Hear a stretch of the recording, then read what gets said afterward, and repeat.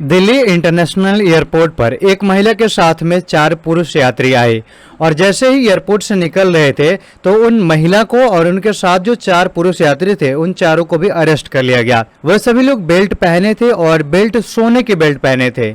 उनके पास तस्करी के बहुत सारे ज्वेलरी वगैरह भी बरामद हुआ, जिसके बाद उन लोगों को गिरफ्तार कर लिया गया।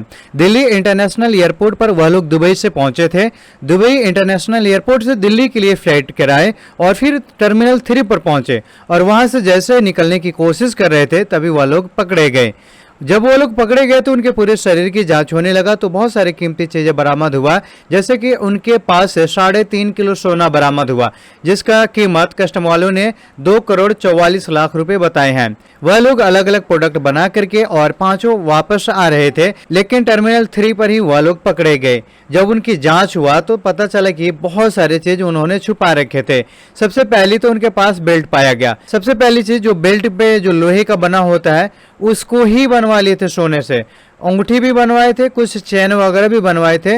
वह लोग बनवा करके और उसे यूज करके लेकर के आ रहे थे और वो आसानी से लेकर के निकलना चाह रहे थे, लेकिन वह लोग नहीं निकल पाए। कोई भी तस्कर किसी भी तरीके से कोई भी सामान को तस्करी करना चाहे तो दिल्ली एयरपोर्ट हो या भारत के कोई भी एयरपोर्ट हो, वह लोग लेकर नहीं निकल सकते हैं। दुबई में सोना काफी सस्ता है और दुबई से जो लोग तस्कर इंडिया में सोना लाते हैं वह लोग केवल 10 ग्राम पर 10,000 रुपए कमा सकते हैं, यानी कि 1 ग्राम पर 1,000 रुपए। अगर कोई तस्कर 1 किलो सोना दुबई से लेकर के आए और भारत में आसानी से एयरपोर्ट से अगर निकल जाता है तो वह केवल 1 किलो सोना पर 10 लाख रुपए कमा सकता है। और दुबई का जो 22 कैरेट गोल्ड होता है वह इंडिया में आने के बाद में 24 कैरेट में बिकता है और उसको अच्छे खासे रेट पर बेच दिया जाता है। इसीलिए दुबई की सोना का डिमांड ज्यादा है और काफी महंगा भारत में बिकता है और दुबई में सस्ता भी मिलता है, जिसके वजह से कई सारे तस्कर वहां से लाने की कोशिश करते हैं लेकिन एयरपोर्ट पर नाकाम हो जाते हैं।